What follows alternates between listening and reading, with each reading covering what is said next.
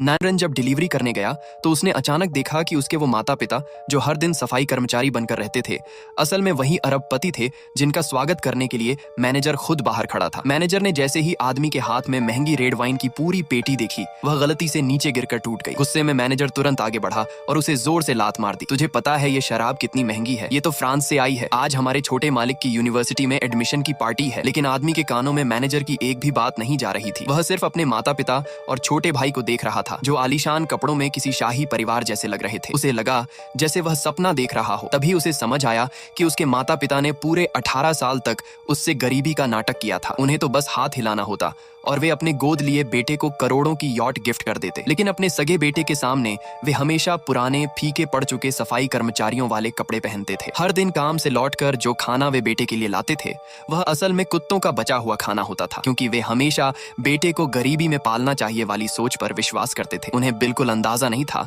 कि उनका यह बड़ा झूठ उनके असली बेटे की जिंदगी बर्बाद कर चुका है। बचपन से ना ठीक से खाना मिला, ना अच्छे कपड़े। पोषण की कमी की वजह से युवक को पेट का कैंसर हो गया। डॉक्टर ने कह दिया था कि उसके पास अब सिर्फ 1 महीना बचा है। मरने के बाद गरीब समझे जाने वाले माता पिता के लिए कुछ पैसे छोड़ सके, इसलिए वह हर दिन कई नौकरियां करता था। लेकिन आज डिलीवरी करते समय उसका पूरा भ्रम टूट गया। उस पल उसके दिल में माता पिता के लिए नफरत चरम पर पहुंच गई। भावनाओं के कारण उसके हाथ कांपने लगे और महंगी शराब जमीन पर गिरकर टूट गई। मैनेजर ने देखा कि उसने शराब तोड़ी और वहीं खड़ा रह गया तो वह गुस्से से उसे पकड़कर बोला, जल्दी घुटनों पर बैठकर माफी मांग। तभी पिता ने हाथ उठाकर कहा, छोड़ो, आज मेरा बेटा यूनिवर्सिटी में दाखिल हुआ है, मैं खुश हूँ। कुछ लाख की शराब ही तो थी, टूट गई तो टूट गई। लेकिन आदमी आज काम पर मास्क पहनकर आया था, इसलिए उसके माता पिता उसे पहचान ही नहीं पाए। मैनेजर ने राहत की सांस ली और तुरंत उसे वहां से बाहर निकाल दिया, क्योंकि उसे डर था कि कहीं अरबपति परिवार बाद में नुकसान का पैसा ना मांग ले। उधर परिवार खुशी से बातें कर रहा था। सियान ने सिर्फ ग्रेजुएशन ही नहीं किया बल्कि पूरे शहर में टॉप भी किया है। हमारी इतने सालों की मेहनत सफल हुई। हमने अपनी असली पहचान छिपाकर उसे गरीबी में पाला,